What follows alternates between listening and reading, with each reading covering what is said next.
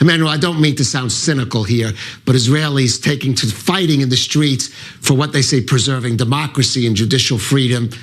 The French fighting in the streets for 2 years of the pension. And I say this as someone who was 63 years old. I'd be losing a year of pension. I don't know that I'd be in the streets over this. Look, I'm sure to most of our viewers, it's amazing that a country would go on strike for raising the retirement age from 62 to 64. I mean, in the US, you know, people retire much later. And obviously, France, among OECD countries, the club of rich countries, is a country where people go on retirement the earliest. And it cannot afford it anymore. It's been over 30 years that French governments and French presidents have tried to reform the pension system. And Macron committed to do this in his re-election campaign. By the way, in 1995, President Chirac also tried to do it, and there were massive strikes, and he pulled back.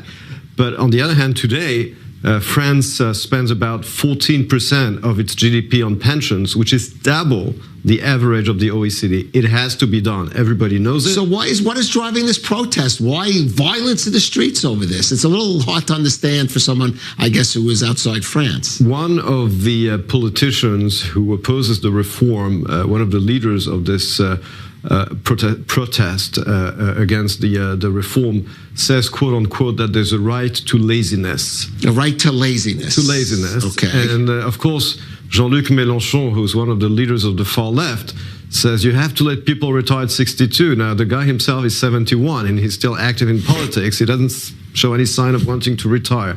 So, you know, the union think that they can block the country and block such a reform again.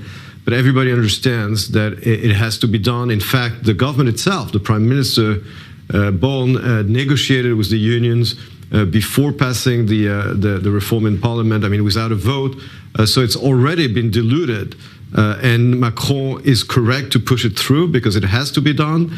And really, going on retirement at 64 in 2023, when people live much longer than they used to, is common sense, and economically, it has to be done. Briefly, Macron survives this, though, politically? Yes. First of all, French presidents are, you know, immune because they're elected for 5 years.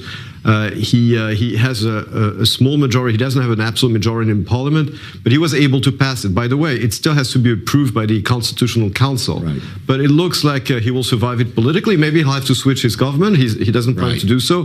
He will survive politically, and I think he showed leadership. It had to be done, and I think it was right to push it through. All right. Liberty, equality, fraternity, and laziness. I'm not sure that last bit goes in there as a rallying cry for a revolution. Right. But anyway, Dr. Emmanuel Navon, thank you for that.